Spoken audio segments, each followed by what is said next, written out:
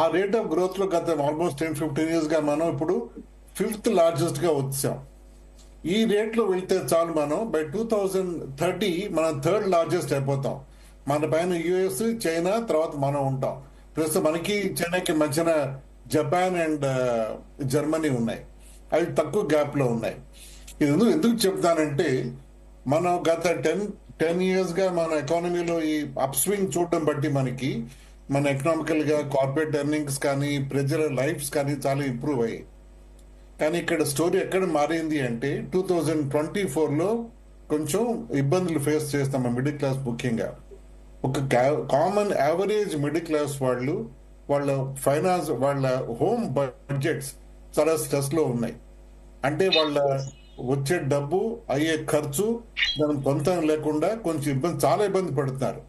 దాంతోపాటు high taxation, మన income తర్వాత మిగతా జిఎస్టీ మ్యాటర్స్ కానీ అన్ని చూసుకుంటే కూడా చాలా ఇబ్బంది పడతారు.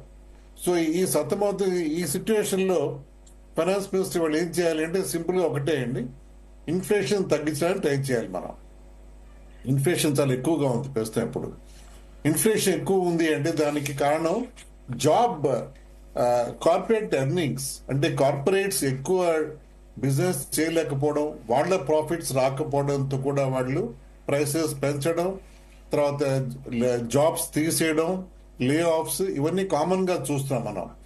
సో దీని తోడు మనకి మన ఫిజికల్ డెఫిసిట్ అంటాం, లేకపోతే కరెంట్ అకౌంట్ డెఫిసిట్, అంటే మన imports are more than our exports. ఎప్పటి నుంచో అనాదిగా వస్తుంది. యాక్చువల్గా ఒక డెవలపింగ్ ఎకానమీకి ఇది కామనే. అంటే మనం ఎగుమతి తక్కువ చేస్తాం, దిగుమతి ఎక్కువ చేసుకుంటాం. మన దిగుమతులు ముఖ్యమైన కారణం ఆయిల్ మంది. అప్పటికి కూడా మన రష్యన్ ఆయిల్ కొంచెం యాడ్ చేసి మన ఇంపోర్ట్స్ కాస్ట్ తగ్గించుకున్నాం. అయినప్పటికీ కూడా మనం దాదాపు 2.5 to 3% జీడిపి లెవెల్లో ఉన్నాం మనం. ఆ క్యాడ్, కరెంట్ అకౌంట్ డెఫిసిట్ అంటారు దాన్ని. సో ఇవన్నీ చూస్తుంటే డాలర్ ప్రెషర్ అనేది చాలా ఉంది. డాలర్ ప్రెషర్ ఎక్కువ అవడంతో మనం ఇంపోర్ట్స్ కాస్ట్ పెరిగిపోతుంది, డెఫిసిట్ ఇంకా పెరిగిపోతుంది. సో ఇవన్నీ చూస్తే ఫైనాన్స్ మినిస్టర్ ఏం చేయాలి అంటే ఒకటే చేయాలి, మన ఓన్ మ్యానుఫ్యాక్చరింగ్ ని ఇంకా ఇన్సెంటివైజ్ చేయాలి, ఇంకా అట్రాక్టివ్నెస్ పెంచాలి.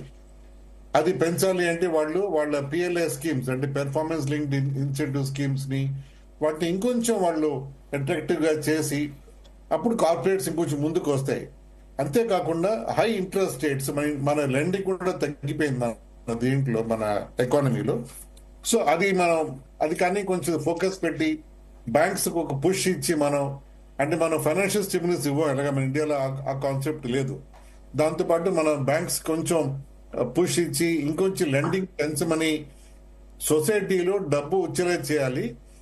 ఆ డబ్బు వచ్చేలా చేసినప్పుడు ఇన్ఫ్లేషన్ పెరుగుతుంది, కానీ that's easy to manage. Most important, నిన్న ఎకనామిక్ సర్వేలో గవర్నమెంట్ వాళ్ళు get out of the way అని కార్పొరేట్స్ చెప్తున్నాయని గట్టిగా వాళ్ళు రెస్పాండ్ అవుతున్నారు. అంటే మీరు మమ్మల్ని మైక్రో మేనేజ్ చేయొద్దు, మీరు మమ్మల్ని క్లోజ్ గా ప్రతిరోజు మమ్మల్ని ఏం చేయాలి ఏం చేయకూడదు చెప్పడంతో మా ఫ్రీడమ్ ఆఫ్ మూమెంట్ తగ్గిపోయి మేము సరిగా ఆపరేట్ చేయలేకపోతున్నాం. మీరు గవర్నమెంట్ ఏ పాలసీస్ చాలా చేసి మమ్మల్ని వదిలేయండి. So get out of the way is the latest మంత్ర అని అనిపిస్తుంది చూస్తుంటే మన ప్రస్తుతం ఇది. సో ఈ సిచ్యువేషన్ లో ఎకనామిక్ గ్రోత్ పెంచాలి అంటే అఫ్ కోర్స్ గవర్నమెంట్ డీరెగ్యులేట్ చేయాలి. వాళ్ళు తెచ్చిన చాలా కాన్సెప్ట్స్ వాళ్ళు మళ్ళీ రీలుక్ చేసి దాన్ని చేయాలి.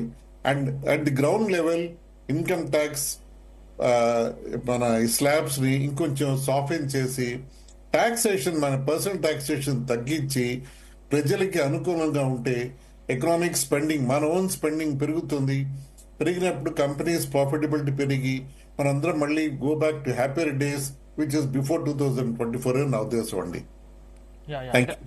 అంటే ముఖ్యంగా అంటే తెలుగు రాష్ట్రాలపై ఈ బడ్జెట్ ఎలా ఉండే అవకాశం ఉందంటారు? ముఖ్యంగా అంటే తెలంగాణకు సంబంధించి హైదరాబాద్ లో మూసి పునరుద్ధరణ